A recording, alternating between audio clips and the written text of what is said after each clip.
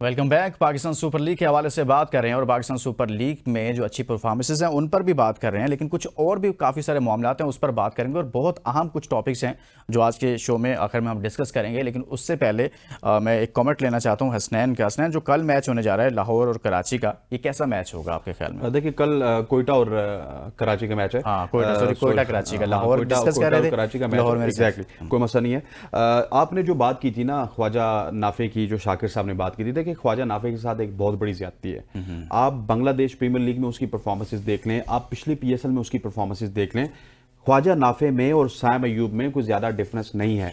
लेकिन मसला यह है कि साइम अयूब आंख का तारा इस वजह से है कि वो आपके प्रोसेस से आया। 13 खेली, 16 खेली, 19 खेली, उसके बाद प्रोसेस से आया। ख्वाजा नाफे का मसला यह है कि उसने एक कोच रखा हुआ था जो उसको तैयारी करवा रहा था, डिफरेंट लीग्स में वो गया, अपनी पीआर पे गया, अपनी एफर्ट्स पे गया और उसके बाद बांग्लादेश में जाके परफॉर्म किया। वो आपकी आंखों को क्यों खटकता है? आपको कोयटा ग्लेडिएटर को बकायदा बताना चाहिए कि इस बंदे की आप जो है वो परफॉर्मेंसेज हमें बताएं ताकि किसी तरह से हम इसको कौमी टीम में लेके जाएं, वहां पे जाके इसे परफॉर्म करवाएं। क्योंकि आपके पड़ोस में आप देख लीजिए कि जो यंगस्टर्स हैं वो ऐसी क्रिकेट खेल रहे हैं कि उन्होंने रोहित शर्मा को और विराट कोहली को बाहर बैठा दिया। लेकिन अनफॉर्चुनेटली आज हम यहां पर बैठ के सोच रहे हैं कि 26 के वर्ल्ड कप में किस तरह से बाबर आजम परफॉर्म करके आएंगे, रिजवान पीएसएल में परफॉर्म करके आएंगे। नाउ ये यंग लोगों की गेम है। आपको ये सोचना होगा कि आप ख्वाजा नाफे से ज्यादती कर रहे हैं, आप हसीब से ज्यादती कर रहे हैं। जिस तरह से लाहौर कलंदर नईम को खिला रही है ना, मैं कहता हूं नईम अगले 3 मैचेस में और फेल हो जाए। हमने लाहौर कलंदर पे इस वजह से तनकीद नहीं करनी कि वो एक नया टैलेंट ढूंढने की कोशिश कर रहे हैं कि किसी तरह से वो नया टैलेंट ढूंढ के इधर लाएं। जहां तक आपने बात की कराची और कोयटा की, बड़ा इंपॉर्टेंट मैच है। कोयटा भी एक मैच जीता, एक हारा। कराची भी एक मैच जीता, एक हारा। ऊपर से जिस तरह से इस्लामाबाद के ग्राउंड में इस्लामाबाद और पेशावर जल्मी का मैच होता है ना, तो कल आपको एक क्राउड भी नजर आएगा क्योंकि कोयटा का भी वो होम ग्राउंड है और कराची का भी होम ग्राउंड है। उमर एसोसिएट्स की भी वहां पे बहुत ज्यादा एसोसिएशन है लोगों के साथ, तो वहां पे कल का मैच बहुत अच्छा मैच होगा। लेकिन ये मैच टेंपो बनाएगा इस टूर्नामेंट का। अगर तो कराची जीत गया तो कराची आपको पता है एकदम से क्रूज करके तो चौथे नंबर पे, 5वें नंबर पे आ जाएगा। कोयटा इसी तरह से ऊपर आ जाएगा। सो फिर जो जंग है कल का मैच आप कह रहे हैं काफी अहम होने जा रहा है। पेशावर जल्मी के साथ मुल्तान की पड़ जाएगी कि भाई आप मैच जीत जाओ, नहीं तो आप बॉटम पे रहोगे। मुल्तान के कप्तान है मोहम्मद रिजवान और रिजवान की कप्तानी में अब मुल्तान सुल्तान इस बार क्या करता है? अच्छा लर्न हो रहा है, देखते हैं। शाकिर अब्बासी साहब, आप क्या कहेंगे यार? आपको एक और चीज़ है, शुएब अख्तर साहब से ये कहा गया कि आप पीएसएल खेलना पसंद करेंगे, आप पीएसएल खेलेंगे। सवाल कुछ यूँ था, तो उसके जवाब में उन्होंने फिर उसको बड़ा लंबा चौड़ा जवाब दिया, लेकिन कहा कि मैं चाहता हूँ कि एक टीम हो रावलपिंडी एक्सप्रेस। सर मुझे बताएं शाकिर अब्बासी साहब, क्या रावलपिंडी एक्सप्रेस टीम होनी चाहिए? शुएब अख्तर ठीक कह रहे हैं और फिर मुझे तो ये तासुर मिला उनकी गुफ्तगू से जैसे वो चाहते हैं कि मैं पीएसएल में किरदार कोई अदा करूँ, लेकिन जो मैं सारी उनकी बात सुनी, लेकिन मुझे लगता है वो कोई मालिक के तौर पर शायद सामने आए या उसके साथ कोई अटैचमेंट हो, कुछ हो, तो ऐसा होना चाहिए वैसे।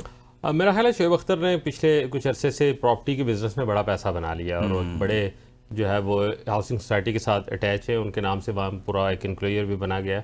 तो इस सारी सूरत हाल में उनके पास इतना पैसा हो गया होगा कि वो ज़ाहिर क्रिकेटिंग माइंड, और मैं समझता हूँ कि ऐसे लोग ऐसे नाम ज़रूर पीएसएल में टीमें खरीदें जिनका ओढ़ना बिछोना क्रिकेट है, जिनकी अपनी ब्रांड वैल्यू और खुद बहुत बड़े सुपरस्टार्स हैं। जब वो आकर ग्राउंड में बैठे होंगे ना तो उसका माहौल कुछ यहाँ तक तो मैं उनकी बात से बिल्कुल एग्री करता हूँ कि उनकी टीम आनी चाहिए। लेकिन मैं समझता हूँ कि पिंडी की टीम का आना कुछ तुक नहीं बनती, क्योंकि आप इस्लामाबाद ऑलरेडी आप एग्जिस्ट करते हैं। पीएसएल क्योंकि पाकिस्तान सुपर लीग है, इसमें पाकिस्तान को उन रीजन्स की नुमाइंदगी होनी चाहिए जो नहीं है। अब बलूचिस्तान आधा पाकिस्तान है रकबे के लिहाज से, तो मैं समझता हूँ जो मेरा एक अच्छा ये हो सकता है ना रावलपिंडी एक्सप्रेस के नाम से कोई टीम आ जाए। रावलपिंडी एक्सप्रेस के नाम से आ नहीं सकती एक्सप्रेस, लेकिन जो मेरा मैं समझता हूँ कि जो रीजन अभी निगलेक्ट है, जिस तरह कोयटा एक कॉर्नर है बलूचिस्तान का, तो आप ग्वादर के नाम से एक टीम ला सकते हैं ताकि द रेस्ट ऑफ बलूचिस्तान उसको रिप्रेजेंट कर सकते हैं। पंजाब बड़ा सूबा है, 2 टीमें ऑलरेडी मौजूद हैं।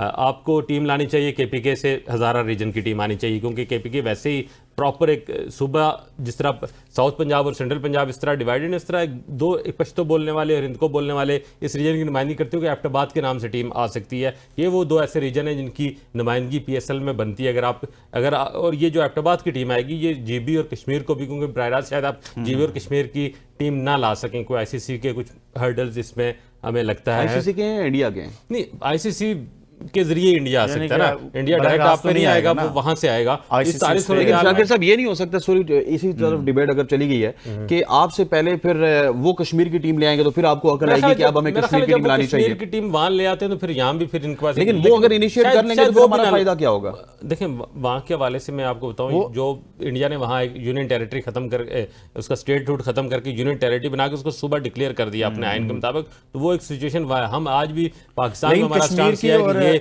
डिस्प्यूटेड एरिया और ये दोनों इनकी इंडिविजुअल और इंडिपेंडेंट हैसियत है, ये थोड़ा सा हमारा अपना केस कमजोर होता है। टॉपिक और है, इस पे बड़ी डिटेल में बात हो सकती है, लेकिन आप नहीं समझते, आप दोनों से मेरा सवाल है कि यार कश्मीर के तो लड़के तो खेल रहे हैं, हमारे बड़े अच्छी परफॉर्मेंसेस भी दे रहे हैं, कौमी टीम में पहुंच गए, कौमी टीम तक पहुंच गए हैं, और ये आइंदा आपको लगता है कि और भी आएंगे? मुझे तो ये लगता है कि अब मजीद आएंगे, और मुझे ये भी लगता है, जब मैं देखता हूँ, हम तो ऐसे इलाके से हैं जहाँ बहुत टेप बॉल क्रिकेट होती थी और बहुत ज़्यादा हार्ड बॉल क्रिकेट होती है, और ये चीज़ मैं आप देख रहा हूँ इन इलाकों में, कश्मीर हो गया या फिर इस तरह मरीज से आगे जो चलते हैं, तो ये क्रिकेट बहुत ज़्यादा हो रही है, जैसे कभी हमारे एरियाज़ में होती थी वैसे हो रही है। तो बहुत सारे क्रिकेटर्स आएंगे। जीबी में क्रिकेट नहीं हो रही मेरे ख्याल में, या हो रही है? जीबी की आज आज आज क्योंकि नई जो आई है शाहिद खान अफरीदी गए हुए कश्मीर सुप्रीम लीग, देखें कश्मीर के अंदर जब लीग्स नहीं थी तब टैलेंट आया, और लीग केपीएल ने किसी न किसी हद तक कश्मीरी लड़कों को मौके जरूर दिए शोकेस करने के लिए। सुफियान मकीम, सलमान चले पहले भी कुछ खेल रहा था, लेकिन सलमान को भी वहां से काफी मदद मिली। आपको ये जो लड़का अपना है मेहरान मुमताज, ये भी जो है वो केपीएल में इंजर्ड हो गया था, केपीएल से उसका रिवाइवल हुआ। ये सारी इन लीग्स ने इस रीजन को सर्व किया। अब जो केएसएल आई है, जो कश्मीर सुप्रीम लीग, जिसका जो ब्रांड एम्बेसडर शाहिद अफरीदी, आज वो गिलगित शहर में थे, उन्होंने ट्रायल लिए और थाउजेंड्स ऑफ प्लेयर वहां ट्रायल दे रहे थे। जुनून अपनी जगह मौजूद है, इस रीजन से आएंगे, लेकिन अगर आप एबटाबाद की एक टीम बनाते थे तो एबटाबाद की टीम रिप्रेजेंट करेगी कश्मीर और जीबी को भी, क्योंकि ये वही एक रीजन है। मैं समझता हूँ कि हिस्टोरिकली पार्ट थे। मेरी जो सजेशन है कि अगर 2 टीमें ऐड होनी है तो ग्वादर की एडिशन होनी चाहिए। Gwadar is a very important city, future है पाकिस्तान का, और फिर इस रीजन को जो नॉन पख्तून रीजन है हमारा हजारा का, उसके साथ ये जीबी भी आ जाएगा, कश्मीर भी आ जाएगा, और पोठवार जी। हसनैन जाकिर साहब, रावलपिंडी एक्सप्रेस शुएब अख्तर साहब कहते हैं, और साथ में और भी बहुत सारी बातें उन्होंने की और बड़ी इंटरेस्टिंग थी। वो कह रहे थे पीएसएल में वो चीज़ नजर नहीं आ रही, बॉलर्स उस तरह नजर नहीं आ रहे, मार धाड़ नजर नहीं आ रही, जैसे उनका आपको पता है बात करने का स्टाइल है, बॉलिंग करने का स्टाइल रहा है, तो वो चीज़ वो कह रहे हैं नजर नहीं आ रही। मैं चाहता हूँ कि ऐसे हो और फिर रावलपिंडी एक्सप्रेस आए। सर, आप भी चाहते हैं? सारी चीजें उनको आईएलटी में नजर आती हैं। मैं थोड़ी सी त्रिखी सी बात करूंगा फिर जो है वो आईएलटी में, क्योंकि पैसे ज्यादा आते हैं, करोड़ रुपए आते हैं आईएलटी में, जहां पे ग्राउंड खाली होते हैं वहां पे जाके शुएब अख्तर साहब कभी बॉलिंग कर रहे होते हैं, कभी बज्जी के साथ मिल रहे होते हैं, कभी क्या हो रहा होता है। मसला ये है कि पाकिस्तान सुपर लीग में अभी तक आपने शुएब अख्तर को पार्ट भी तो नहीं बनाया ना। आप कमेंट्री पैनल में उनको बुला लेते, जितने पीटीवी वाले पैसे देते हैं उससे थोड़ा सा ऊपर दे देते, तो आज शुएब अख्तर साहब पीएसएल की तारीफ कर रहे होते। लेकिन यार किसी चीज में सैनिटी प्रिवेल करनी चाहिए, सेंस प्रिवेल करनी चाहिए। रावलपिंडी की टीम किस तरह आ सकती है? आपकी इस्लामाबाद की टीम रावलपिंडी को रिप्रेजेंट कर रही है ना। आपकी इस्लामाबाद की टीम इस तरह की है कि पंजाब की टीम ही है, रावलपिंडी को भी रिप्रेजेंट कर रही है, पंजाब को भी रिप्रेजेंट कर रही है।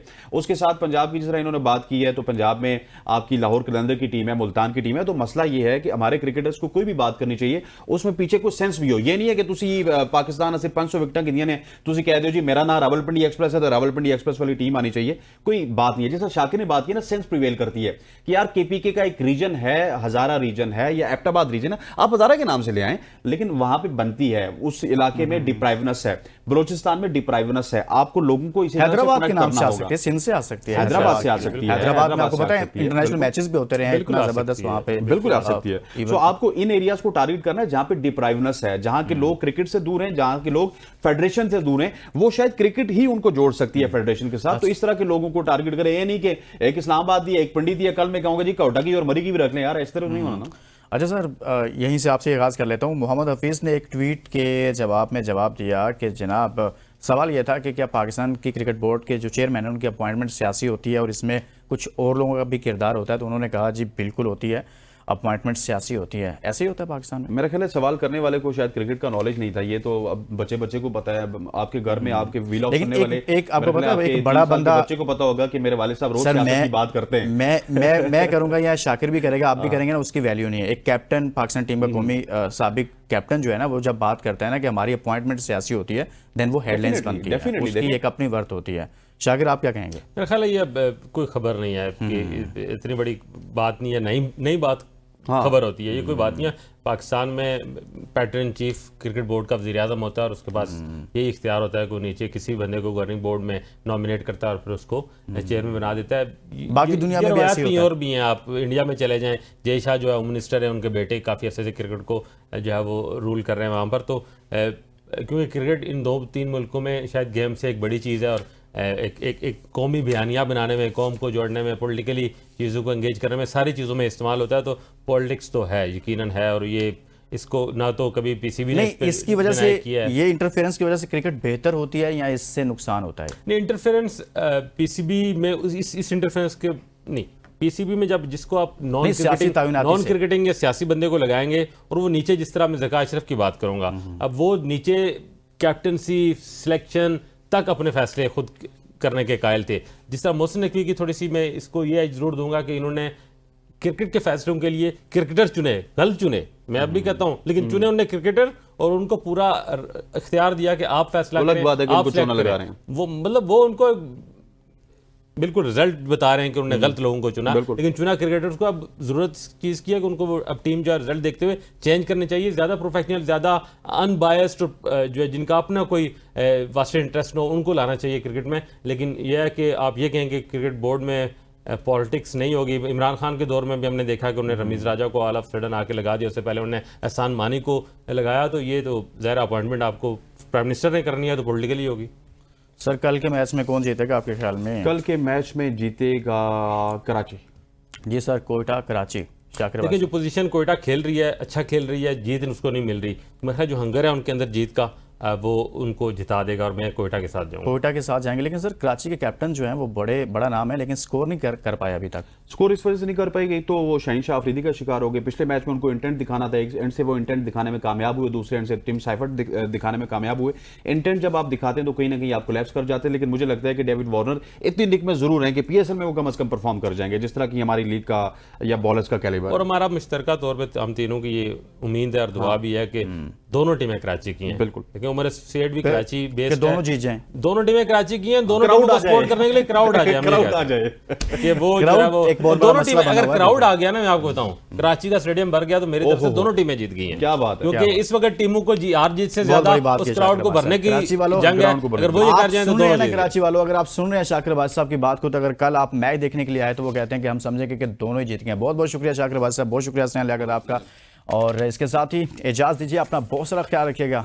अल्लाह हाफ़िज़।